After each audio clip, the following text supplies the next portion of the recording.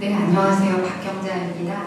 저는 군청사기의 지역성이라는 큰 주제를 지역적으로 전라도와 경상도를 비교해서 살펴보았습니다. 사실은 이 여러 가지 문헌 자료나 발굴 자료 이런 내용이 좀 복잡하게 구성되어 있어서 제가 이 시간도 한정돼 있고 너무 많은 자세한 얘기를 하면 오히려 전달력이 좀 떨어질 것 같아서 상세한 설명은 좀 일부러 생략하는 데도 있습니다. 그렇지만 자세한 전거라든가 또 자세한 맥락은 이미 받아서 보고 계시는 그 자료집에 아마 제가 설명을 미처 드리지 않는 부분에 대해서 궁금하시다면 순서대로 대목을 찾아보시면 대부분 아마 다 있을 것입니다. 그래서 복잡한 얘기를 복잡하지 않게 좀 전달하려고 애써 보도록 하겠습니다. 제가 발표할 것은 나라의 세금으로 납부하기 위해서 제작한 공납용 군청사기에 표기된 이 명문 표기가 지역별로 특히 전라도와 경상도가 뚜렷하게 구분되는 배경을 고찰했습니다. 먼저 간단히 말씀드리면 앞에서 윤용희 교수님과 강성원 교수님께서 용어에 대해서 말씀을 해주셨는데요.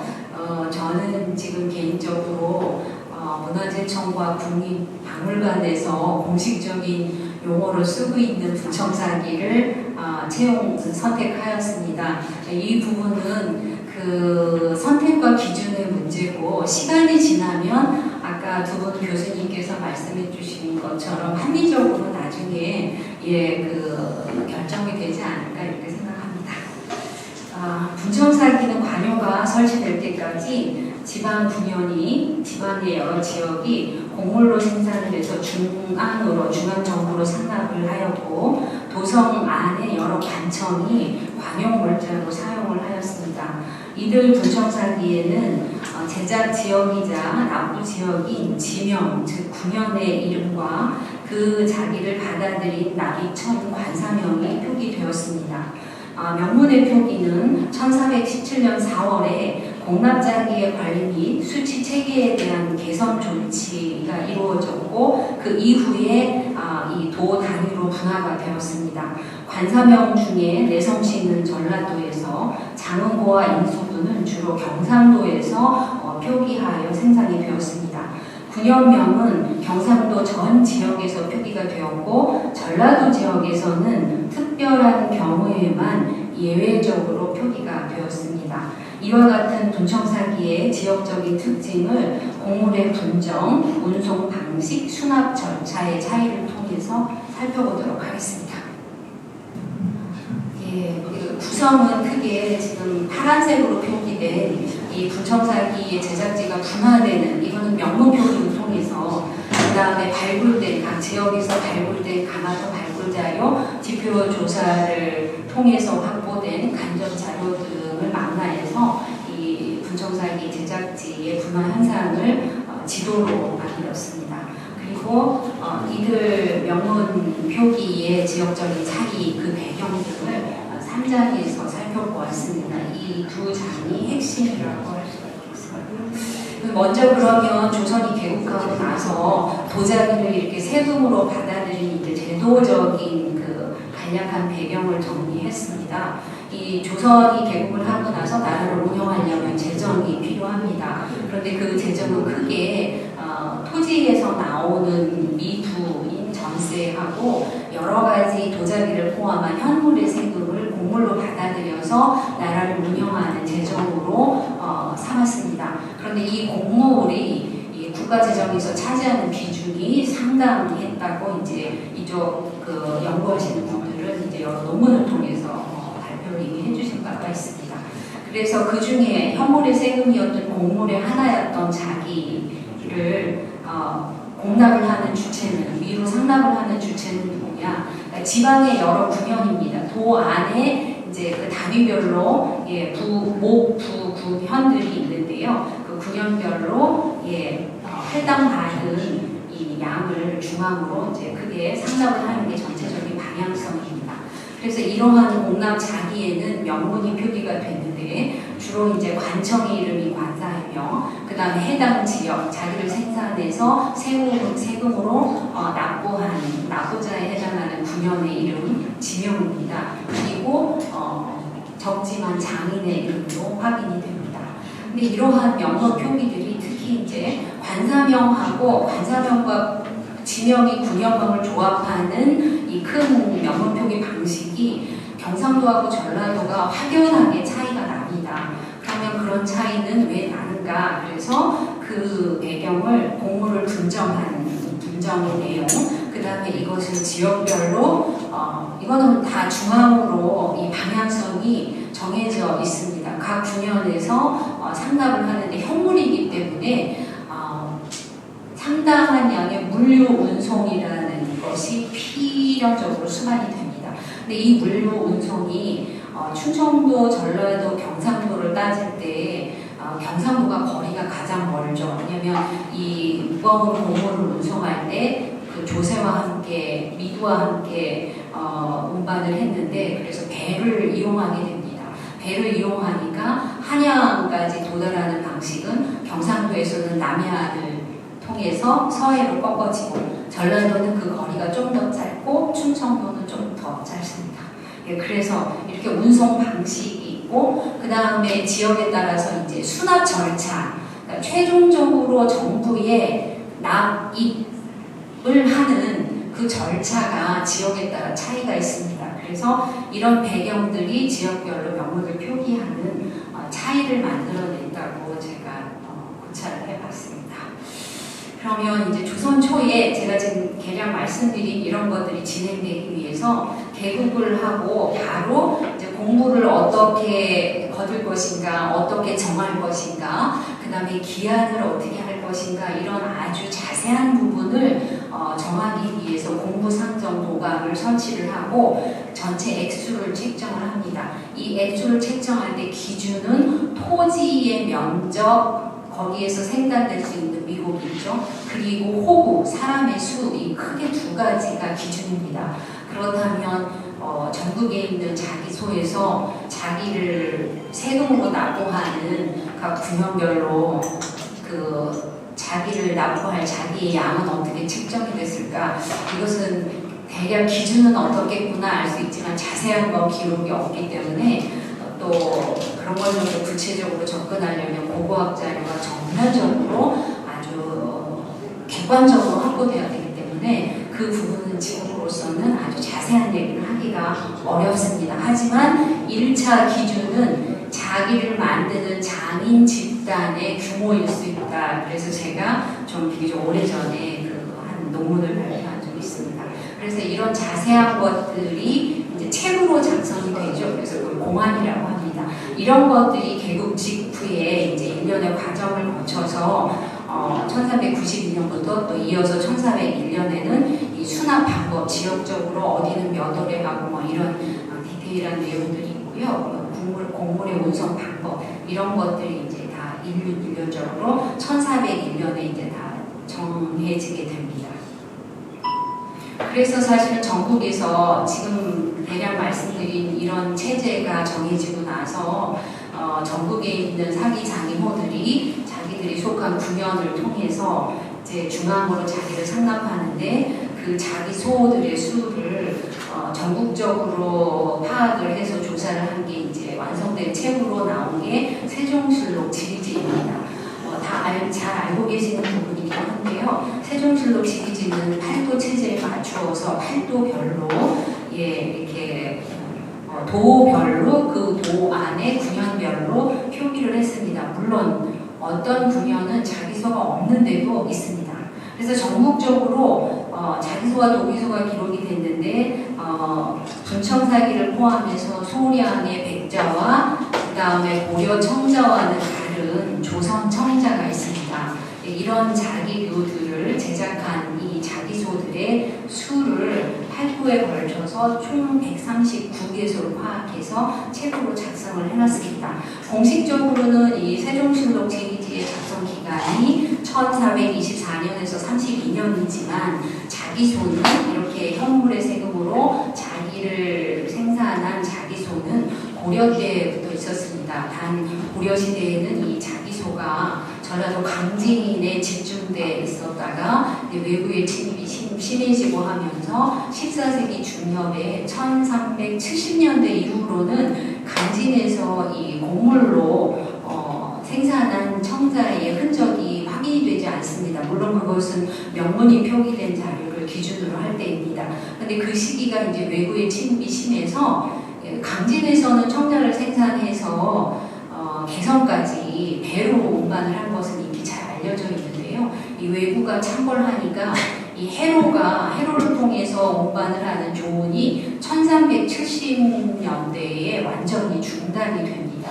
그래서 그 무렵부터 강진 일대에 집중되었던 그 대규모 장인들이 전국으로 흩어지면서 여러 지역에 정착했고 고려 정부에서 그들에게 세금을 부과하는 것은 고려 말의 양상이 좀 복잡합니다. 그래서 오늘은 말씀드리기가 좀 어렵습니다만 그게 이제 조선 초로 이어져서 이 세종실록 지리지의 자기소가 등대적이 전부터 자기소는 존재했다. 그런데 세종 때 와서 다 전수조사를 해서 이렇게 작성을 한 거다. 이렇게 이해를 하면 될 것 같습니다. 그래서 실제로 세종실록 지리지에 전라도 장흥도구 무진군, 지금 우리가 있는 여기 그 광주광역시에 광주목이 이제 한때 무진군으로 강등되었었기 때문에 그때가 세종실록 지리지 작성하는 그 기간에 해당이 됩니다. 그래서 세종실록 지리지에 전라도 장흥도구의 무진군에 관한 기록이 있고요. 다 아시다시피 이 무진군의 동쪽에 있던 이 점에 있었던 자기소는 지금 충효동 강화도로 알려져 있습니다. 오른쪽에 보시는 이 이미지는 세종실록 지리지에 기록된 그 영인 이미지를 제가 캡처를 해서 제시를 한 것입니다. 보시면 여기 이제 도비소도 있지만 자기소가 하나가 군의 동쪽 이 점입니다. 무진군에 관한 설명이 이렇게 기록되어 있습니다.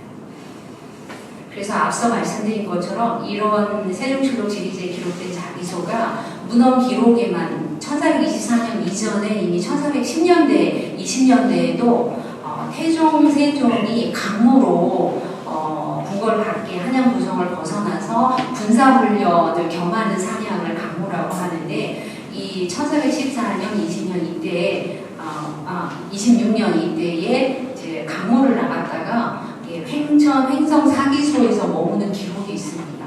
그리고 1420년에 이미 경중 안에 있는 관청 중에 하나인 예빈시에서 목기와 함께 상기를 해마다 곡물로 받아들여서 사용하고 있다. 이런 기록들이 있기 때문에 공납자기의 존재는 이미 개국 직후부터 진행된 것이 아닐까, 존재했던 것이 아닐까. 그런데 개국 직후부터 한양도성으로 한양도성 천도를 하는 이 1400년경까지, 1405년, 1400년경까지의 자료들은 아마도 개성에 있을 거기 때문에 그 부분은 제가 실물로 확인을 하지 못해서 제가 지금 연대는 1392년부터로 잡고 있습니다만 1392년에서 1400년대까지는 아직 실물 자료로 고증할 수 없는 부분으로 남아있는 점을 말씀드립니다. 그렇지만 이런 정황으로 봤을 때 고려 말부터 강진에서 흩어진 여러 그 장인들이 유업을 했던 그런 곳들을 자기소로 인식하지 않았을까, 최소한 개국 직후부터 그러지 않았을까 이렇게 미루어 짐작을 하고 있습니다. 이 단계 개국에서 이제 이 공납자기의 수지 체계를 개선하는 이 일이 이제 1417년 4월달에 있게 됐는데요. 그때까지 이 조선에서 제작된 가장 이른 단계의 공공용도의 자기, 공납자기는 가장 대표적인 게 이제 사선명 자기입니다. 이 사선명 자기의 특징은 뭐냐하면 지금 여기 지도에서 보시는 것처럼 분포 지역이 전국적이다. 지역 분화가 되어 있지 않습니다. 이 지금 제가 지금까지 확인된 거를 점으로 표기한 건데요. 이 숫자는 앞으로도 일정 부분 더 증가할 것이 예견되고 있습니다. 더 늘어날 테고요. 그리고 그 옆에 이제 왼쪽에 제시한 것들이 이 가마들에서 나온 여러 지역의 사선명 자기입니다. 그런데 이제 명문을 사선이나 사 또는 선으로 표기하는 거, 그 다음에 대부분 이렇게 가로로 쓰지 않고 두 글자를 세로로 나란히 쓴다는 거, 그 그릇의 안쪽 바닥에 원을 만들고 그 안에 글자를 둔다는 점, 그리고 여러 가지 그 자기를 장식하는 시문 기법이 상강 기법 위주라는 것, 그 다음에 태토에 원래 본래에 새긴 여백이 많이 드러난다는 것, 이런 것 등 생산지가 전국적이다, 명문 표기 방식과 양상이 동일하다, 양식의 차이가 없다. 그래서 지역 차이가 없이 동일하다. 이거는 뭐냐면 사선명 자기를 장인호에게 세금으로 내라 할 때, 그러니까 굳이 처음에 공모를 분정할 때 굳이 그 도별로 구분을 하지 않았다. 그리고 어쨌든 도가 관여를 하지 않았다. 그리고 이 당시에 공납자기를 주로 사용한 관청이 사선서였다. 이런 것을 이제 알려주는 자료입니다. 그런데 아주 적은 양이지만 사선명 자기와 함께 장흥이라고, 양상은 똑같습니다. 명문을 표기하는 방식, 제작, 여러 가지가 다 사선명 자기와 동일한데 양은 조금 적습니다.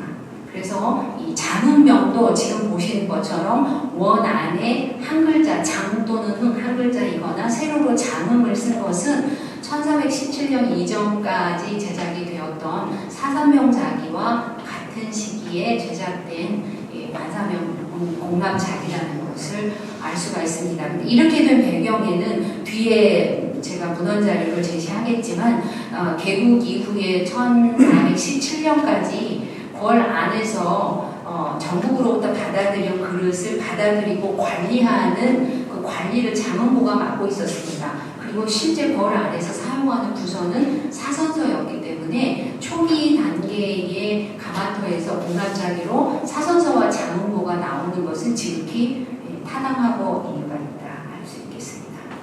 그러면 이 사선서의 역할은 뭐냐? 지금 보시는 세 가지 이제 기록에서 단순하게 가장 대표적인 것을 이제 조선왕조실록에서 발표한 것인데요.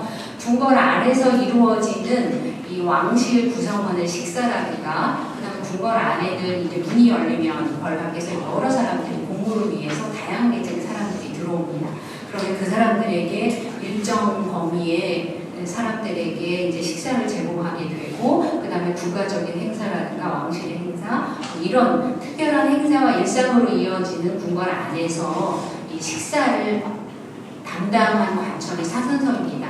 그러니까 그릇을 가장 많이 사용한 것은 이제 지극히 당연하고요. 그런데 이 당시에 궁궐 안에서 상주했던 국왕과 왕실 그 사람들은 어떤 그릇을 썼냐면, 사실 지금 보여드린 사선명 자기나 장흥명 자기를 썼을 가능성은 거의 없다고 저는 보고 있습니다. 왜냐하면 아주 조선왕조 전체를 통틀어서 왕실의 상식기는 은기였습니다. 물론 세종이 개인적으로 백자를 굉장히 선호하고 검소함을 모범을 보이는 이유로 자기를 전용했다, 백자를 전용했다, 그것도 사실이긴 합니다만, 그리고 특정한, 그러니까 세조 같은 임금들이 유독 백자를 사랑하긴 했습니다만, 그럼에도 불구하고 왕실의 상식기는 조선 전기를 통틀어서 늘 은기였습니다.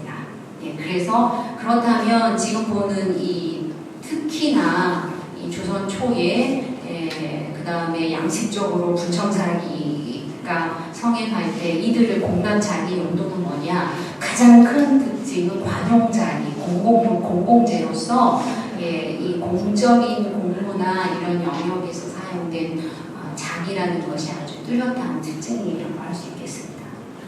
장흥부 앞에서 말씀드린 것처럼 궁궐 안에 이제 전국에서 세금으로 올라온 그릇들을 받아들이고 전체 안에서 사용 관리하는 그런 전체 일들을 관장을 했습니다. 물론 그 그 전국에서 그릇이 올라왔을 때 그거를 딱 이렇게 받아들여서 하는 그 업무 자체는 이제 사원방이 하기는 했습니다만 이 전체를 총괄하는 것은 장흥고였고 궁궐 안에 전체 식사에 관한 업무, 음식에 관한 업무를 총괄하는 것은 사선서였다. 이것이 1417년까지 지속이 됐고요. 사선서가 이런 업무를 지속한 거는 1420년경까지는 지속이 된 것 같습니다. 근데 그 이후로는 각 관사별로 이제 공납자기를 쓰게 되는 변화가 일어나면서 사선명자기는 더 이상 제작이 되지 않은 걸로 파악이 됐습니다. 지금 보시는 것은 이 기간 동안에 전국에서 사선명자기를 제작한 가마터를 파악할 수 있는 한 해본 것입니다. 맨 위쪽에 빨간 네모가 이제 충청도하고 서울 지역을 포함하고 있고요. 가운데에 파란색이 전라도 지역입니다. 지금 물론 더 늘어났습니다. 최근에. 그 다음에 아래쪽에 이제 그 초록색이 경상도 지역입니다. 경상도 지역이 조금 요걸로도 가장 많은데요. 세종실록 제2지 전체 자기소 수도 경상도가 가장 많습니다. 그 이유는 면적이 넓고 인구가 많기 때문입니다. 그리고 이들이 한양도성으로 운반이 돼서 사용이 되어서 한양도성 내 이제 부분적인 발굴이 이루어졌는데 여러 유적에서 이제 최근에 종로 청진지구가 이렇게 발굴이 되면서 그 종로 종친부터라든가 동대문 운동장 이쪽에서도 이렇게 사선명자기가 발굴을 통해서 확인이 됐기 때문에 이게 공공재로서 관용물자로 광범위하게 사용되었다 하는 것을 이런 부분을 통해서도 확인을 할 수가 있겠습니다. 지금까지 말씀드린 것이 1417년에 이제 크게 변화하게 합니다. 이 얘기는 이제 핵심은 뭐냐 하면 전국에서 오는 자기를 장흥고 그리고 받아들이는 세무 업무를 사원방, 그 다음에 주로 쓰는 것은 사선서 이렇게 돼 있어서 전국에서 공납자기를 바쳐야 될 전체 내용도 장흥고의 공안 안에 다 올라 있는 거죠. 그런데 그렇게 하다 보니까 궁궐 안에서 사용할 때 관리에 너무 많은 문제가 발생을 해서 아예 이 제도를 바꿉니다. 어떻게 하냐면 장흥고 전체로 묶여있던 것을 사용할 관사별로 다 나누어서 액수를 정해요. 공납자기 예빈시 1년에 몇 개, 장흥고 몇 개, 그 다음에 경순고 몇 개 이런 식으로. 그리고 그 나누어서 액수를 정해주고 그걸 제작할 지역도 정합니다. 그걸 이제 전체적으로 공액을 정하고 지역을 정해서 분정한다고 합니다. 그리고 각 지역에서 제작할 때는 각 지역에서 이 자기를 상납하는 관청의 이름을 새기도록 합니다.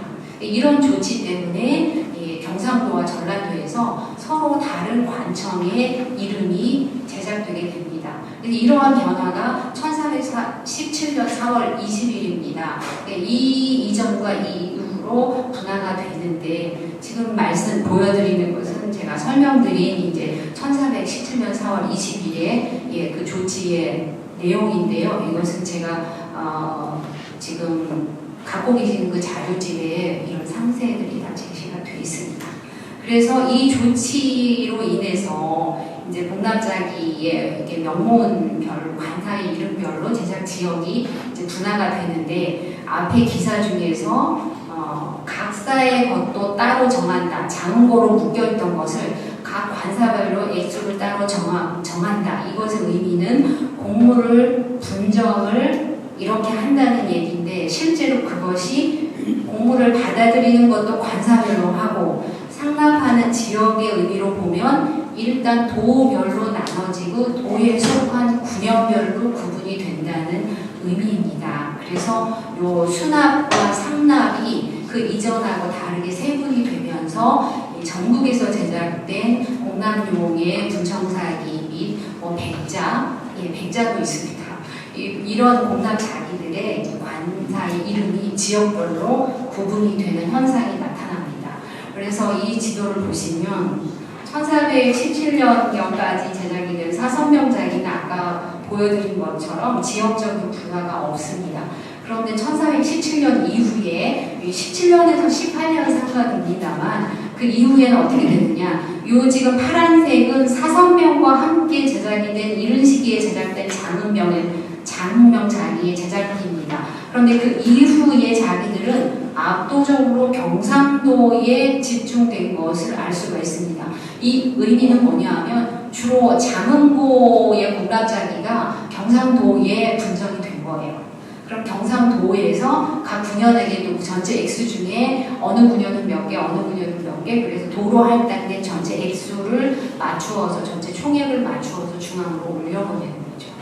그래서 이것을 확대를 해보면 1417년경까지 이렇게 별로 차이가 없던 것이 관청의 이름도 장흥고, 인수부 내서 다른 관청 운명도 뭐 많습니다. 예빈시도 있고 경승부 뭐 이런 많습니다만 이 관청들이 주로 가장 많이 제작이 되기 때문에 보면 장흥고 말씀드린 것처럼 경상도에 집중 현상이 있고요. 인수부는 충청도와 전라도도 있지만 압도적으로 경상도에 많습니다. 그러면 이것이 다 동일한 시기에 제작된 거냐? 그거는 앞으로 분석의 여지가 있기 때문에 이 충청도와 경상도의 인수부가 전라도의 인수부명 자기가 경상도에서 제작된 인수부명 제작 시기하고 동일한 시기냐는 제가 아직 분석은 하지 못한 상황입니다. 내성시 같은 경우에 압도적으로 전라도 집중 현상이 뚜렷합니다. 그러면 대부분 내성명 자기의 제작지는 전라도라고 해도 크게 틀리지 않는 것입니다. 이게 이제 가마터, 생산 유적인 가마터를 기준으로 작성한 거기 때문에 이런 현상이 나타난 것은 1417년에 그 기사에 있던 것처럼 각 관청별로 소용될 자기의 제작지를 도별로 분정을 해서 나타난 결과입니다. 그래서 실제로 우리가 눈으로 확인할 수 있는 건 어떻게 되냐면 1417년 이후에 전라도 같은 경우는 관사의 이름이 아까 내성시가 많지 않았습니까? 그러면 내성, 내자, 내성 이렇게 두 글자 내성시가 있는 것도 있긴 하지만 대부분 내성 두 글자만 이 전라도에서는 그러니까 전라도 안에서 저 내성이 생산지를 떠날 경우 뭐 전라도, 전라남도 어디인지 전라북도 어디인지 알 수가 없습니다. 물론 양식적으로 뭐 면밀하게 짐작을 할 수는 있겠지만 사실은 지명인 군현의 이름이 없기 때문에 내성명의 제작지는 통틀어 전라도라 하면 정확하지만 저게 생산지를 떠난 상태에서는 어느 군 이렇게 말하는 것은 사실은 어려운 상황입니다. 하지만 전라도라는 큰 틀 안에서는 확인이 가능하다. 그런데 경상도 같은 경우는 경상도 안에 군현인, 지명이 관사 앞에 붙습니다. 아까 경상도 같은 경우는 인수부하고 장흥고가 많았는데요. 여기 보면 지금 7호의 인동 지역이 있는데 옛날에 인동현이 있었습니다. 인동현에서 경상도 인동현에서 인수부에 상납한 공납자기입니다. 고령에서 인수부에 상납한 자기고요. 언양에서 인수부에, 경주부에서 장흥고에, 청도에서 장흥고에. 그러니까 경상도는 경상도 안에서 어느 군현에서 제작했고 어디로 상납했는지를 더 세분하게 알 수 있습니다. 그럼 이런 차이는 이제 왜 생길까라는 이제 궁금증이 생길 수 있죠. 그래서 지금 보시는 것은 실제 그 전라도와 경상도에서 생산지에서 발굴을 통해서 확인된 실예들을 보여드리고 있습니다. 전라도 고창 용산리 가마터에서 내성명 분청사기, 내자명 백자, 이가백자입니다. 백자는 적긴 하지만 이렇게 공납자가 있습니다. 그래서 역시 관사의 이름만 있고 진영이 없다. 분현의 이름이 없다. 반면에 경상도 같은 경우는 김해의 상동 가마터에서 여기 보면 김해의 요 뒤에 글자가 있습니다. 장흥고라는 관청 이름을 같이 쓰고 있고요. 그 다음에 김해에서 예민시, 그 다음에 양산에서 장흥고에 경상도 같은 경우 실제로 이렇게 실물이 생산 유적이 가마터에서 확인이 되고 있습니다. 그럼 이런 차이는 왜 생겼을까? 세종실록 지리지 전라도와 경상도에는 그 도의 공부를 수합해서 중앙으로 올리는 방식에 대해서 기록이 되어 있습니다. 비교를 하자면 전라도 같은 경우는 전라도 각 군현의 공부를 수합한 창호가 영산창하고 덕성창 두 개가 있습니다. 근데 이 영산창은 나주와 목포에 있다. 지금 나주에 그 영산역이 있지 않습니까? 쓰지는 않는 역이지만 거기 영산포 바로 그 위치로 알고 있습니다. 그곳에 그 해당 관할 군현의 여러 지역의 조사를 이곳에 관할 군현은 이 영산포의 나주목에 이 세금을 납부를 하는 거예요. 그리고 다른 데는 또 전라북도 쪽은 경성창. 그래서 뭐냐 하면 전라도는 저렇게 두고 창고에서 관할 군현의 공납자리를 수합을 해서 이 문서에 있는 대로 받아들인 다음에 최종적으로 전라도의 공물로 중앙의 경창으로 올려보내는 거예요. 그러니까 전라도 것만 확인하면 되기 때문에 이미 내성명 공납자리는 전라도에 분정이 된 거예요. 그러니까 굳이 중앙정부에서 볼 때 군현명이 필요치 않습니다. 근데 경상도 같은 경우는 어떤 거냐? 경상도의 대표 창고에 각 군현이 납입을 하는 게 아니에요. 상납을 하는 게 아니고 경상도는 경상도의 공부를 납입하는 창고가 충청도에 있어요. 충청도 충주목에 연천주 서쪽에 경원천이라고 있는데 이곳이 경상도의 공부를 거두어 받는 곳이다. 예, 이렇게 되어 있습니다. 그래서 이 세종실록 지리지 충청도 충주목에도 기록이 되어 있고 세종실록 지리지 경상도에도 경상도의 공부는 충청도 충주 경원청으로 바친다. 그래서 여기 보면 각 군현에서 직접 가서 그러면 충주 경원청에 누가 그걸 받아들이느냐? 경상도에서 받아들이는 게 아니에요. 중앙에서 차서원이라고 관리가 세금 받으러 내려와요. 이 경원 창고에. 그럼 경상도의 도 전체가 아니라 각 군현이 자기네 할당된 거를 충주 경원장에 가서 중앙에서 온 차사원에게 다 납부를 하는 거예요. 그러니까 이건 차이가 있죠.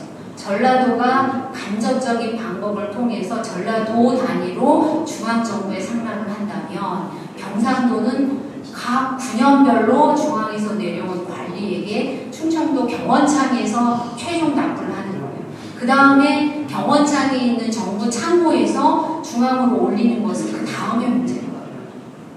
그래서 이런 차이가 같은 공납장이지만 명문이 다르게 표기된 원인이라고 할 수가 있다. 그래서 전라도 같은 경우에는 이 미국을 옮긴 배가 충남 태안 해저에서 침몰이 됐는데 거기에 목간에 이렇게 나주에서 광흥창에 바치는 미국 목간에 적혀 있는 거예요. 그런데 거기에서 같이 나온 거에 전라도의 공납자기는 내선만 이렇게 표기가 돼 있습니다.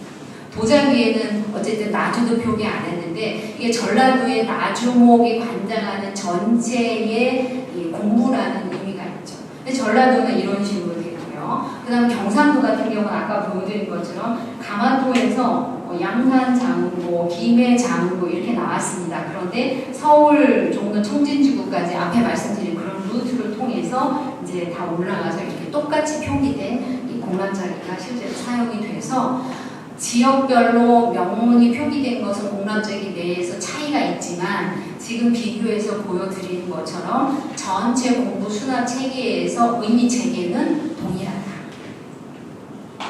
그런데 이럼에도 불구하고 전라도 지역에 앞에 말씀드린 전라도의 지역적인 특징에 부합하지 않는 군현명과 관사명이 함께 표기된 사례가 있습니다. 광주 충효동이 광주 목에서 무직군으로 강등됐을 때의 특정한 기간에만 그 무진 내성 이렇게 해서 무진군에서 내성시에 올려보낸 것. 그 다음에 지금 보시는 이것은 그 능성 지금의 그 화순군 지역인 걸로 알고 있는데요. 그쪽이 능성이었을 때 그 능성 지역에서 내자시에 올려보낸 것. 그 다음에 같이 나오지는 한 편에 나오지는 않았지만 전북 순창에서 그 순창이라는 여기 지명과 함께 내섬이 표기된 게 각각 따로 한 요지에서 확인이 됐습니다. 그럼 전라도 지역에서 이렇게 제한적으로 군현명이 나오는 배경은 뭐냐? 광주 충효동 같은 경우에 아까 말씀드린 것처럼 무진군이었을 때, 그 다음에 광주 목으로 다시 회복됐을 때는 광장을 씁니다. 그 이후에 다시 광산현이 되지만 이제 충효동 춘이라든가 이 도자기 양식적인 특징이나 이런 거를 구분했을 때보다 기준으로 했을 때는 이 광자가 광산현이 아니라 광주 목으로 보는 것이 타당하다는 견해가 발굴 보고서에 제시가 되고 저도 그 견해를 이제 수용을 하고 있습니다. 그래서 전라도 지역에서 이 9년의 이름이 지명으로 관사명과 함께 표기 되는 것은 읍보의 한 9년이 강등이 되거나 커지거나 행정적인 이유로 통합을 하거나 이럴 때 공부를 다시 정해요. 아까 말씀드린 것처럼 세금을 부과하는 기준이 토지의 면적과 인구의 수라고 했을 때 행정적인 조치가 이루어지면 그 내용에 변동이 생기면서 공부를 재분정하는 그런 일이 있을 때에 이렇게 전라도 지역에서 예외적으로 특별하게 재조정된 우리 군현의 세금이다라는 표기 의미 체계로 해석을 할 수 있겠습니다. 그래서 이제 이런 변화들이 아까 말씀드린 것처럼 이제 촘촘하게 명문이 제작된 가마터에 이 퇴적된 층위의 선후관계를 판단했을 때 이렇게 관사명이 분화되는 시점은 1417년 이후 1418년 6월 사이에, 왜냐면 이 1418년 6월 이후에 이제 인수부명 이 공감장애가 제작이 됐기 때문에 인수부는 인수부 석자만 있는 것도 있고 군현명과 인수부명도 있는 것도 있습니다. 이 인수부를 기준으로 할 때 장흥고도 마찬가지여서 이 시기 때에 이런 분화가 이루어졌다 이렇게 판단하고 있습니다. 그래서 이제 이 경상도는 그러면 왜 이렇게 힘드냐, 이제 시간이 많이 지나가서 지금 빨리 말씀을 드릴 수밖에 없는데요. 경상도도 맨 처음에 개국 이후에 1403년까지 조운을 했습니다. 그래서 남해안의 창고로 모아서 거기에서 중앙으로 해로를 통해서 조운을 해서 옮겼는데 1403년에 경상도 조운선 몇십 척이 한꺼번에 침몰을 하게 됩니다. 그래서 태종과 신하들이 논의를 합니다. 이 침몰 사고가 번번이 일어나니까 이게 조운을 할 수는 없다. 유군으로 전환을 하자. 유군으로 전환을 하려면 소백산맥이 영남이라고 지금 하지 않습니까? 그 영이 이제 소백산맥인데 너무 멀고 힘들다. 굉장히 피로감이 있고 백성들이 고통스럽다. 그러니까 태종이 뭐라고 하냐면 그래도 죽지는 않는다. 이래가지고 1403년에 침몰 사고를 계기로 해서 1406년에 육로로 전환을 결정하고 1406년부터는 육로 운송으로 옮기게 됩니다. 그래서 아까 말씀드린 것처럼 육로 운송을 해서 낙동강 연안에서 상주까지 가고 상주에서 문경과 그 문경 세제를 넘어서 충주 남한강변에 도착을 해서 진납한다. 이제 이 얘기입니다. 그래서 이렇게 이루어진 배경에는 아까 말씀드린 것처럼 이제 고려 말에 조운이 중단됐다가 조선이 개국하고 태조 이성계가 조운을 재개하려고 애를 씁니다. 그래서 시험을 하고 하다가 1401년부터 본격적으로 이제 그 하상도에서 충청, 경상, 전라도에서 이 미곡과 여러 가지 형물의 세금을 조운을 해서 옮기게 되지만 말씀드린 것처럼 경상도의 경우 거리도 멀고 사고가 일어나서 경상도 같은 경우는 1406년부터 유군으로 전환을 한다. 이런 내용입니다.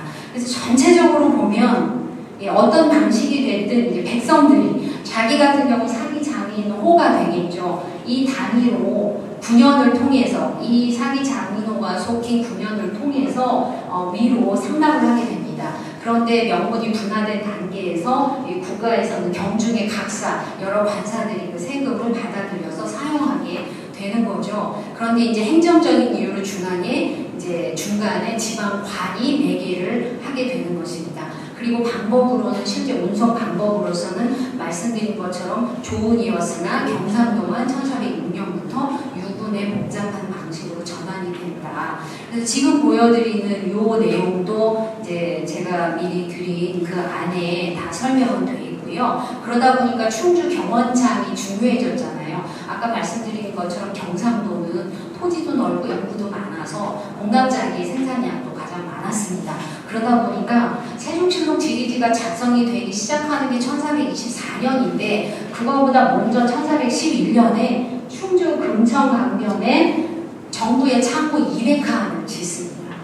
이게 상당히 시사하는 바가 많은 거죠. 그래서 도자기가 제작되는 것은 이 도자기가 하나의 작품으로 제작될 수도 있지만 어쨌든 이 우리가 분청사기로 칭하는 이 세종년간에 존재했던 세종년간에 존재했던 것은 하나의 산업으로서 공공재로서 전국적으로 이러한 국가적인 인프라 구축 위해서 제작이 되고 운송이 됐다는 큰 맥락에서 볼 필요가 있고, 이것이 아마도 분청사기가 갖고 있는 그 시대 상황, 시대 안에서의 가장 뚜렷한 특징이고 성격이지 않을까 이렇게 보고 있습니다. 그래서 이제 경상도의 공부운송, 이것은 이제 굉장히 어렵습니다. 지금의 창원이나 김해 쪽에서 낙동강을 통해서 상주를 통해서 이 문경 세제를 넘는다는 건 굉장히 어려운 일인데요. 그 과정에서 비용이 많이 발생하는데 이 조선시대 당시 이 비용은 납부자 지급이에요. 정부에서 이 비용을 지원해주지 않았습니다.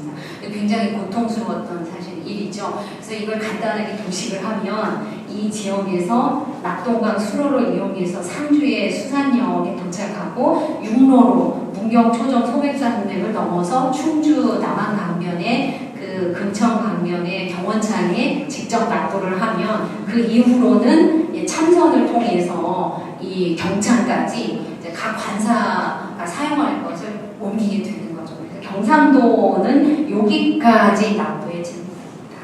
이렇게 복잡했습니다. 그래서 이걸 지도로 만들면 이렇게 보입니다.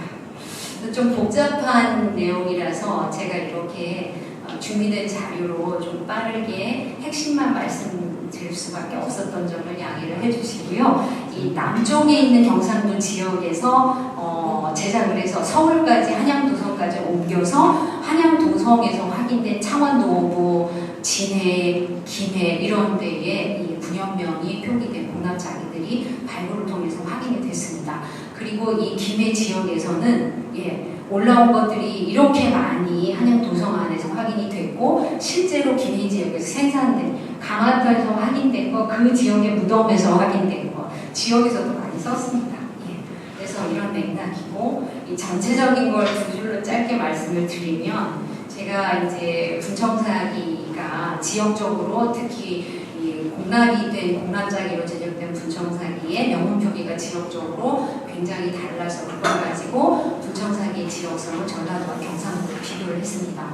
이 명문 표기가 지역적으로 차이나는 이유가 일단은 중앙에서 도 단위로 공모를 분정했고 그거에 맞추어서 제작을 했기 때문에 아까 지도에서 보여드린 것처럼 그 분화가 일어났다. 그 다음에 경상도 쪽의 군용명 표기는 곡물 상납 체계 수납 방식에 전라도와 달리 이 충주 남한강변에 중앙에서 내려온 관리에게 군역별로 직접 납부를 했고, 이것이 전라도 같은 경우 도 단위의 수합이 이루어진 다음에 경창에 전라도 곡물로 상납하는 거하고 차이에서 비롯됐다.